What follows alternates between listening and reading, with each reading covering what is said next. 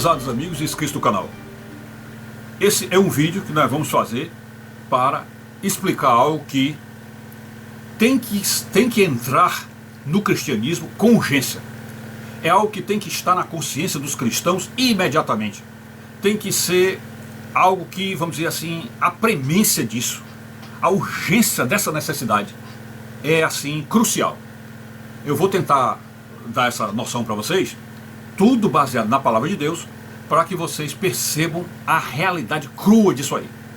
E esse estudo que eu vou fazer agora começa com a seguinte pergunta: quem foi que disse? Quem foi que disse? Ou quem foi que declarou, desde o início da história do cristianismo, desde o início da história do cristianismo, que a religião não se mistura com política? Fazer a pergunta direta: quem foi que disse, desde o início do cristianismo, que a religião não se mistura com política? Quem foi que disse isso? E começamos a pensar nos malefícios que ocorrem ou que decorrem de não se falar em política nas igrejas. Começamos a pensar dos malefícios que ocorrem ou que decorrem de não se falar de política nas igrejas. São malefícios terríveis, mas terríveis. Você não faz ideia dos malefícios que é a igreja se omitir de falar em política. Mas são terríveis. Então, a rigor, daqui a pouco eu falo desses malefícios, dessas tragédias e dessa desgraça que é não falar em política na igreja. Mas vou agora entrar nesse aspecto aí. Veja bem, olha, a pergunta é: quem insinuou, quem declarou que a religião não se mistura com política desde o início do cristianismo? Ora, a única resposta é o diabo. É o diabo. Foi o diabo quem ficou insinuando desde o início, desde a vinda de Jesus, que religião não se mistura com política. Desde o início. E veja que desde o início, isso já é uma enrolação. Por quê? Porque vocês percebem que a vida de Jesus, desde o início da vida, ainda nos primeiros 2 anos de vida de Jesus, ele foi perseguido pela política. Perseguido por quê? Porque até 2 anos da vida dele, ele sofreu ameaça de morte, vinda de quem? De um político, Herodes, que mandou matar as crianças masculinas de 0 a 2 anos.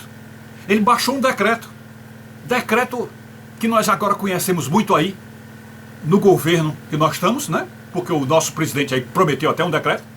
Então, o Herodes baixou um decreto, dizendo que os guardas dele, a polícia dele, poderia perseguir na cidade todas as crianças masculinas, de sexo masculino, de 0 a 2 anos. E Jesus foi ameaçado na política antes de completar 2 anos. Vocês percebem aí como o conflito de Jesus com a política é constante na Bíblia, aliás, constante no Novo Testamento? Percebem?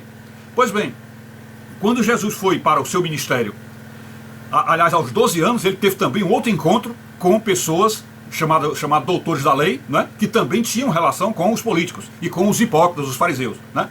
Então, mais uma vez, Jesus se confronta com a política. Só que naquele momento, ele, por ter só 12 anos, aqueles homens que estavam ali ficaram assim, admirados com a sabedoria dele. E certamente Jesus ali deu um bocado de resposta em relação à política, que eles ficaram de queixo caído, né? Como é que um menino de 12 anos sabia tanto de como é que se governa um país, como é que se lidera um povo, né? Deve ter ficado assim impressionado. Bom, a partir dos 30 anos de Jesus, ele entrou em confronto direto com a política. Direto. Por quê? Porque os que estavam, os principais inimigos dele, que ele chamou de fariseus, e aí vocês se lembram como essa expressão fariseus combina direitinho com a política? E combina por quê? Porque fariseu é o quê? São os hipócritas. E eu pergunto, tem gente mais hipócrita do que político? Tem gente mais hipócrita do que político? Então, quer dizer, os inimigos de Jesus, que chegaram direto para machucar ele, são os hipócritas, e os hipócritas os políticos. Então, a vida dele inteira foi assim, até chegar na via sacra, onde ele foi levado aos tribunais, novamente para entrar em contato com os políticos, e ali novamente mostrando os maiores inimigos dele eram os políticos. Ali ele teve contato com Herodes, teve contato com aquele outro que lavou as mãos, né? Não me lembro, agora está me fugindo aqui os nomes dos personagens. Eu coloco aí para vocês por escrito.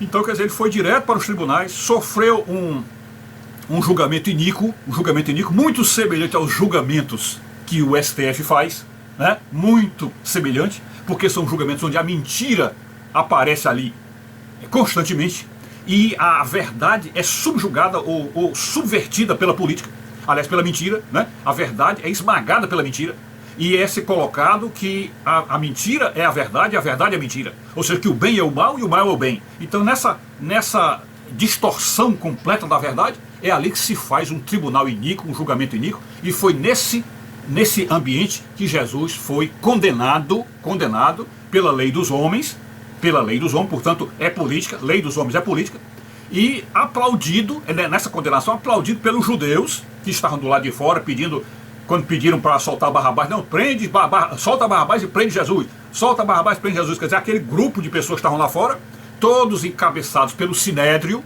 que eram aqueles sacerdotes que também era, vamos dizer, a classe política de Israel, ou que se relacionava com a classe política de Israel, e então dando todo o apoio, toda a aprovação para que o Jesus fosse condenado.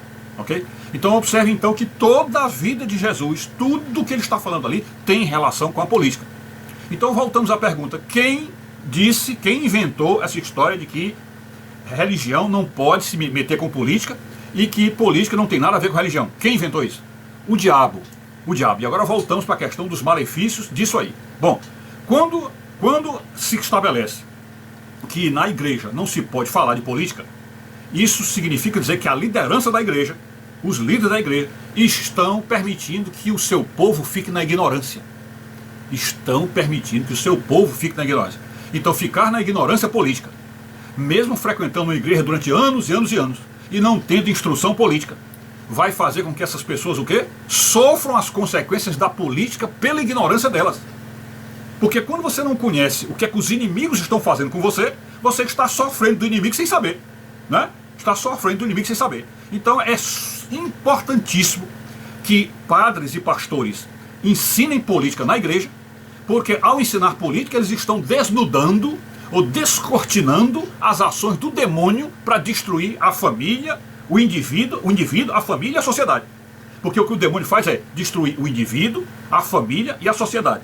Portanto, destruindo esses três pilares, está destruindo o quê? A nação. Destrói a nação. Por isso que a Bíblia diz, bendita é a nação cujo Deus é o Senhor, né? Então a nação precisa ter Deus. E a nação, para ter Deus, precisa ter um povo conscientizado. Saber qual das políticas está do lado de Deus. Ou qual dos políticos está do lado de Deus. É preciso saber disso.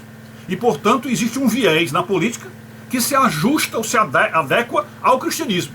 E esse viés que se adequa ao cristianismo seria um viés que prega a moral cristã, prega os 10 mandamentos, né? Então, a política que prega a moral cristã, que prega os 10 mandamentos, precisaria ser uma política o quê? Conservadora. Conservadora, porque só a política conservadora conserva os 10 mandamentos. O próprio nome diz, conservadora é que conserva. Conserva o quê? Os 10 mandamentos.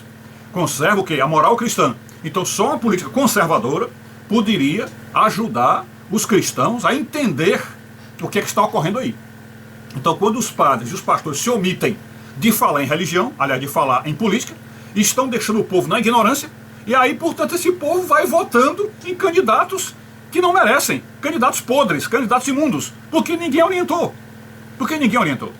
Então, é necessário que haja essa instrução política da igreja, para que dar consciência aos cristãos de que o mal está lá fora, o governo que está governando pode ser mal ou bom.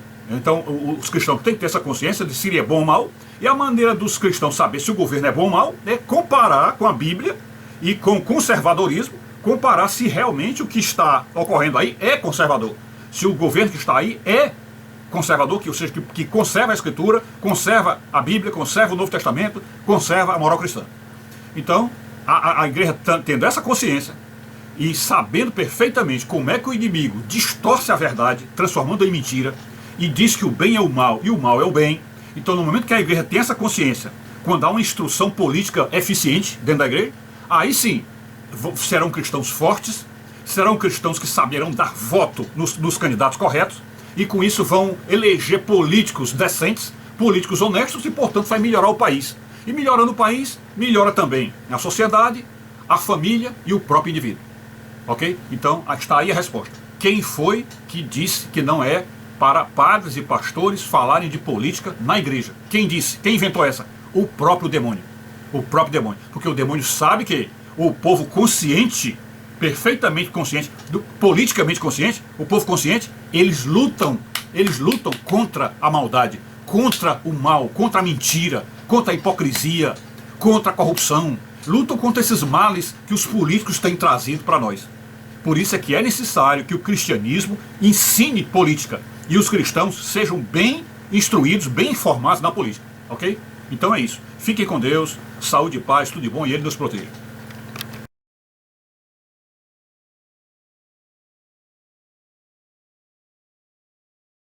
No momento em que a igreja se ausenta de política, vão vir com ideias, leis, LGBT, de pedofiliazinha para pegar nossas crianças, vão querer avacalhar com os valores da família, vão querer calar a boca de crente para não pregar mais o evangelho verdadeiro no dia de domingo, vão querer enfiar a lei aí no povo, justamente para fechar a igreja, porque a igreja se ausentou da política.